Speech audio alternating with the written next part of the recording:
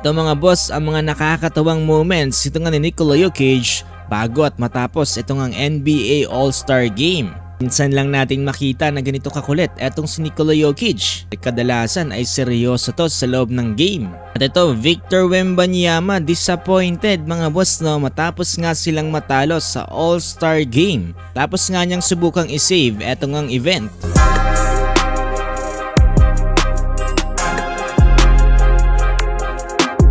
Eto mga boss no, kung makikita nyo dito nga sa NBA All-Star Game ay talagang porsigido na manalo dito nga sa laban na to. Itong si Wemby, talagang mapapansin natin na sineseryoso niya itong event na to. Kaso nga lang ay talagang hindi pa rin pinalad etong si Wemby at natalo nga sila. Ito mga boss, ang naging reaction dyan dito nga ni Victor Wembanyama. Yeah, I think being honest with ourselves is good, and when it's a game we love, it's a game I personally cherish. So being competitive is the least I can do. Pero kahit natalo etong sila Wemby dito nga sa naging laban na to, ay panalo naman siya dito nga sa mga fans. Dahil talagang nakatanggap etong si Wemby ng puro positibong komento dito nga sa kanyang ipinakitang performance dito nga sa naging NBA All-Star Game. Dahil bihira nga lang yung mga ganitong player talagang sineseryoso etong ang event na to. Ito mga boss, salina't panoorin naman natin etong mga nakakatawang moments ni Nikola Jokic bago at matapos ang NBA All-Star Game.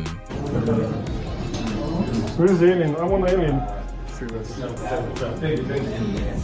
What happens now? You lost already? No.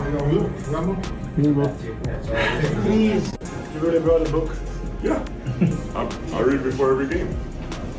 If I represent this crazy, it's not like I brought.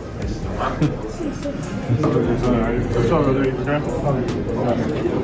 Did I read the book? Of course I did. You didn't? No, I didn't. Because they think that we're big fans, so they put us next to each other. So we must be next. I mean, we are like brothers, things like. How's it feel? Great. Being right next to your brother? No. Not great? No. You always put us together. Saying to put them up on the box.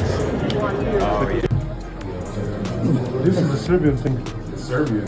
Yes. Where? Can someone take a picture and people are gonna? Yeah. It's a Serbian. Tell me. The horse back there? Before. What's up, my brother? Up next will be Luka. Just an update, Anthony Edwards will be at 12:20. Kung gusto pa ng mga basketball updates ganito at maging updated sa mga nangyaring trades, ay huwag niyong kakalimutang i-follow itong ating page.